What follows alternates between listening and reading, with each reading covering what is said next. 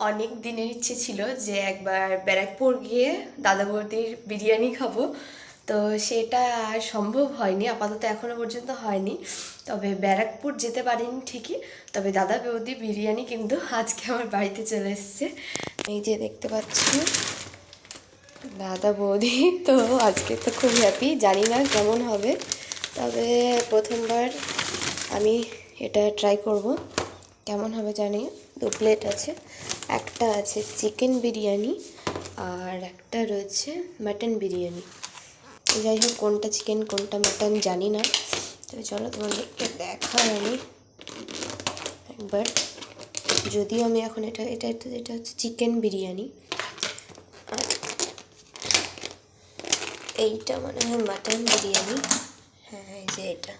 তার সঙ্গে এখানে রয়েছে এই যে 2টো স্যালাড, আর কিছু নয়। রায়তা টায়তা কিছু দেয়নি, তো জানি না আমি ঠিক এখানে রায়তা দেয় কি। তো যাই হোক, টেস্ট করে তারপর তোমাদের জানাবো কেমন খেতে। তো এখন যেহেতু আমি এটা খেতে পারছি না, খাওয়ার সময় নিশ্চয়ই ভিডিও করে দেখাবো।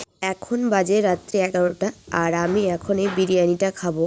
কেউ কিন্তু দেখে ভাবো না যে এইটুকু কোয়ান্টিটি আছে, একদমই না। তোমাদেরকে আগেও দেখিয়েছি যে একদম ফুল ছিল, তবে যেহেতু আমার ফিরতে রাত্রি হয়ে গেছে সেই জন্য দিদির মতো করে তুলে খেয়ে নিয়েছে।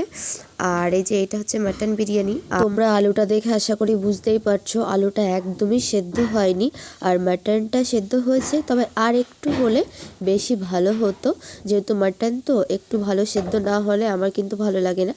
আলুটা হয়তো খারাপ ছিল, তো বিরিয়ানির টেস্টটা মোটামুটি ভালোই ছিল, আমার খারাপ লাগেনি।